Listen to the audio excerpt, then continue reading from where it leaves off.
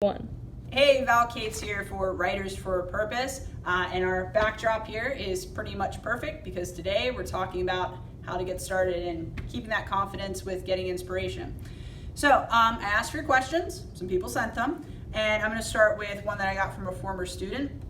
And she said, I wanted to try and write a serious poem or story. I never realized it before, but I actually love writing. As much as I want to do this, I can't seem to get past the first page because I think my ideas are done, or I just don't know where to go from there. Any tips?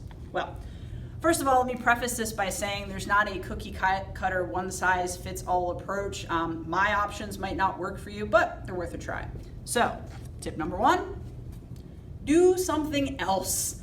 I tend to find I get my most inspired ideas when I'm not even thinking about writing. In fact, sometimes thinking about writing too much can cause a lot of frustration. So if you get to that point, take a break, go for a walk, find something else to do, and sometimes that inspiration will strike you in the most unlikely times and places. All right, tip number two, write what you know. All writers, I think, to some degree are a little bit egocentric. Whether we try to or not, we tend to put a lot of ourselves in our writing. And often that might include a main character who talks a lot like you do, or a setting that is very reminiscent of somewhere you've been before. But we put a lot of ourselves in our writing. So write what you know, write what you love, write what you're passionate about, and take some risks from there, but start with what you know. Okay, tip number three, sounds really redundant, but it's super important. Start with a word. The only way to write is to actually start writing.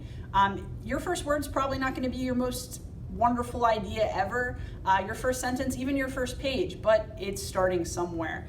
One of the most important things to keep in mind is once you get that word down, expound upon it from there. Everybody's got to start somewhere. Once you think you've got something that you might be able to do something with, at that point, put it down, walk away from it, get yourself some chocolate, take a break, come back to it with a fresh set of eyes, and it will be so much more helpful for you later on. And last but not least, tip number four. This is, I would say, the number one thing that has helped me the most as a writer. Surround yourself with other writers, other people that are very passionate about this craft. One, the support and encouragement you get will be absolutely unparalleled. And two, it gives you that sounding board to kind of bounce ideas off of and get feedback from. And they can often suggest ways to kind of tweak your story that maybe you haven't even thought of before. So great place to start.